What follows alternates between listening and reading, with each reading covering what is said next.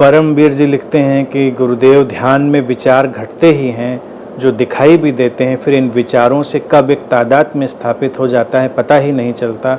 हम कहाँ पर चूक रहे हैं प्रभु, कुछ कहिए। पहली चीज़ तो ये समझिए कि विचार घटते हैं। अब विचार घटते हैं, अगर ये दिखाई दे गया तो उनको घटने दीजिए।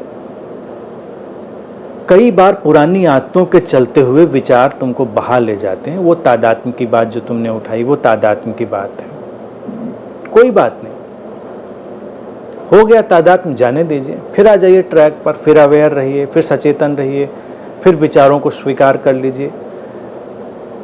विचारों में खो जाना ध्यान के लिए अटकाव नहीं है।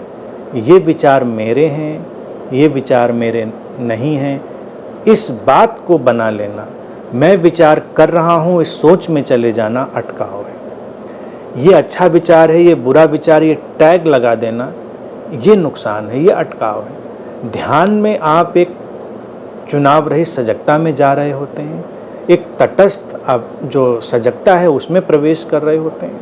विचार घट रहे हैं, बस आपने उनको देखा, ना अच्छा ना बुरा, ना तुम्हारे ना किसी और के, वो आएंगे चले जाएंगे।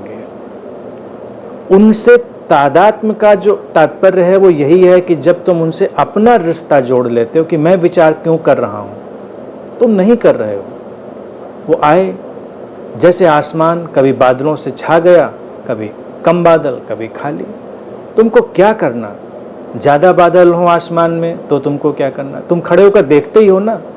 अब आज का मौसम, ह्यूमिडिटी बढ़ रही हो, आसमान में बादल हो जाएं, निकलो बाहर, अच्छा मौसम होता है तो बादलों को देखना भी सुखद होता है उस समय।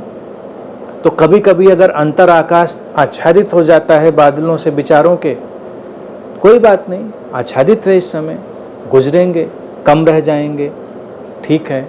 कभी वो और तेजी से गुजर जाएंगे, आसमान खाली होगा, अंतर आकाश, वो भी ठीक है। Take it easy. उनसे अपना व्यक्तिगत जो रिश्ता है वो हटाइए। विचार तुम्हारे नहीं है, तुम उनको पैदा नहीं करते, दैट्स ऑल। अब वो कम आते हैं, ज़्यादा आते हैं, क्यों आते हैं, नहीं आते हैं, ये तमाम अनेक परिस्थितियों पर निर्भर करता है जो तुम्हारे हाथ में नहीं है, इसलिए उसमें ना पड़े। फिर ध्यान कभी मुश्किल में नहीं डालेगा, सहज रहेगा।